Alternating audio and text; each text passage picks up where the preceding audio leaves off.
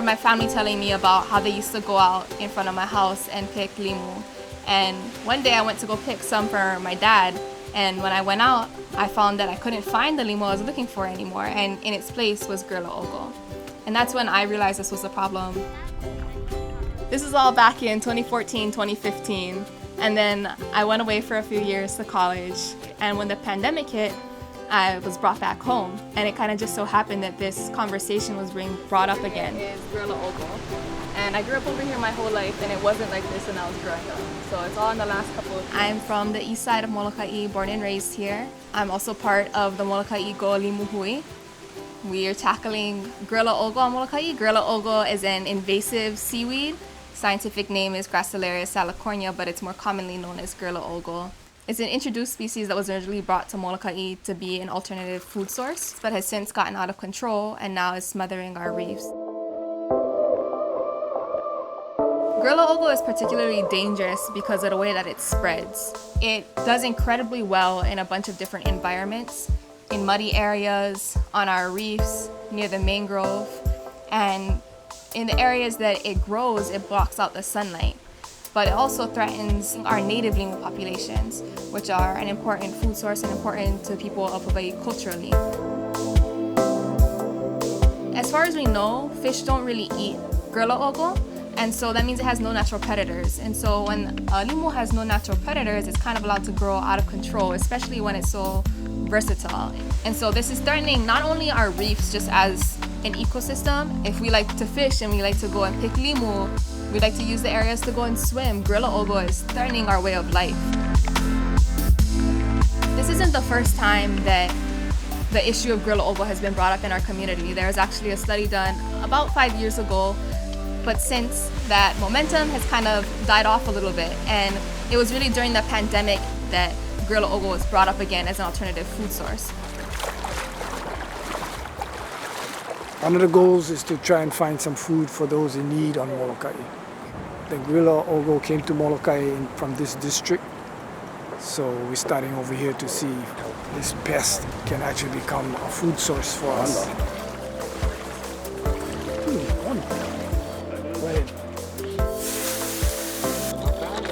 This is the first washing. One of our local fishermen actually took us out to Pala'au area to go and see the extent of the grilla ogo there, and that's when we realized how bad this problem was.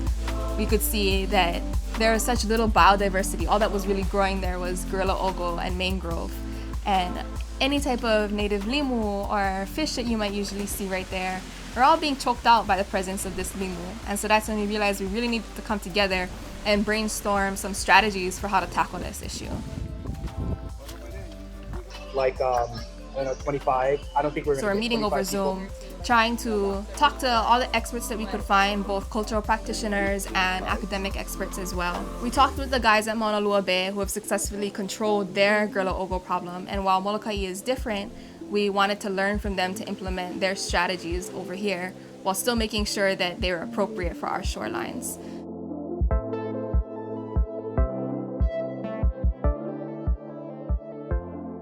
In doing all of our research, we found that a permit was required for doing this kind of work, and so we needed to work with DLNR, Department of Aquatic Resources, to file a permit.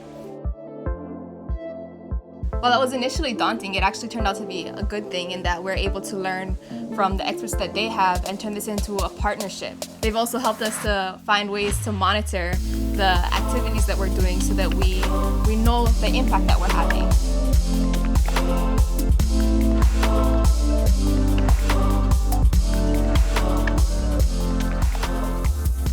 After 6 months, we got our permit and we're able to start doing smaller trial runs. 10, 15 people coming out, being really careful with what we're doing, taking note of how many hours are being put into this work.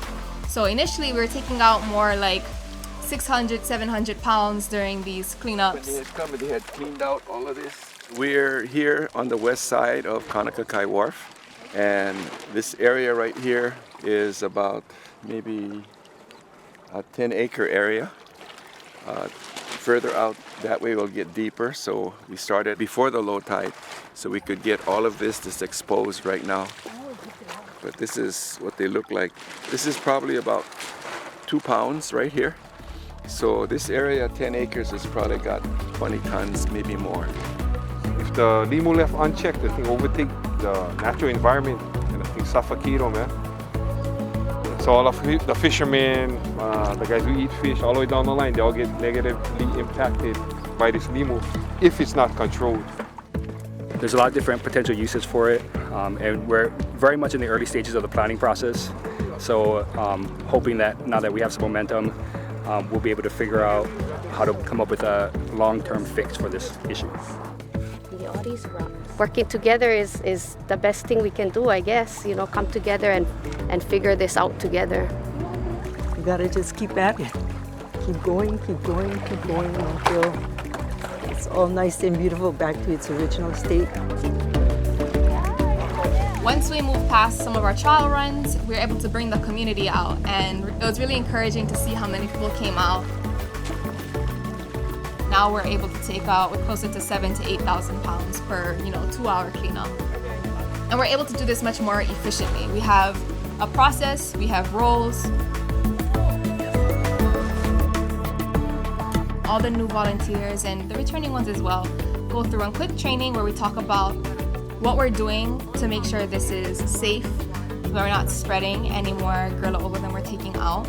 We walk people through identifying the different limu that are common in each area, and there's changes for each area that we're in. But then it can take this stuff out, so we want to only mostly take the When we're working with some of the keiki, talking about the names of the limu and how that can teach us about what Hawaiians knew about where they grow and how they grow, what they're useful for, and how that relates to when we're going out in the ocean, what does the presence of one limu tell us about that area? So working with them to practice more kilo when we're out in the water to inform our efforts.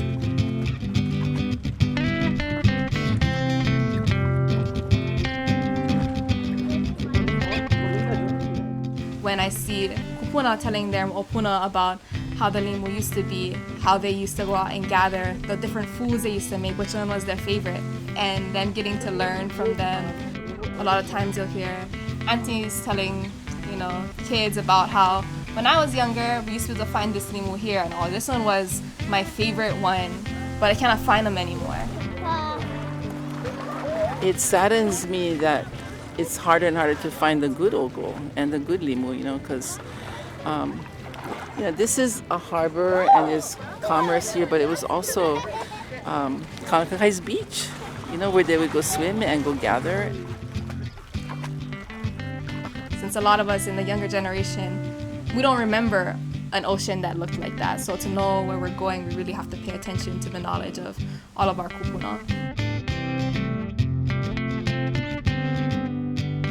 Our goal is to be able to get back to that kind of point where we can have those limu again and have those gathering practices where our ocean is healthy enough to support that. Some of the organizations that we originally partnered with are Sustainable Molokai, Aina Momona, Ola Molokai Homeschool, the Hapai Project, which is growing and replanting native limu. Sustainable Molokai was really supportive of our efforts in helping us to apply and get our permit, and since it's kind of transitioned to being supported by Aina Momona and the crew at Kabanui Loko'ia to really fuel a lot of our on-the-ground movement to have a place to compost our limu where it can support growing kalo, growing ulu, a lot of our native crops. Well, at first, when we first pull the gorilla ogo out of the water, it looks like this, dark green and brown. We wash them off, and then we allow it to dry, pulley it, dry some more until it looks more like this here. We want to make sure everything in there is white, which means that it's dead. So as this decomposes and dries out, we'll either compost it or till it into the soil to use as a soil amendment for all of our garden over here.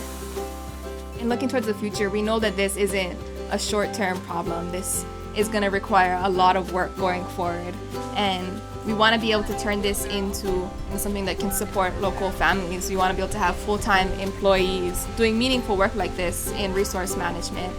We want to see our native limu come back and to be able to be stewards of protecting this ocean, protecting these resources, and to make sure that all of our keiki know how to do that too.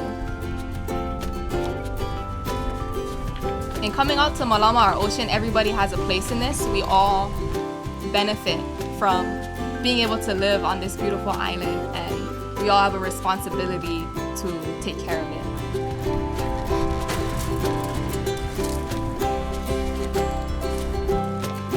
We're Molokai and momona. We have this incredible history behind us of self-sufficiency, and I think tackling guerrilla ogo is a huge part of us being able to get back to that place.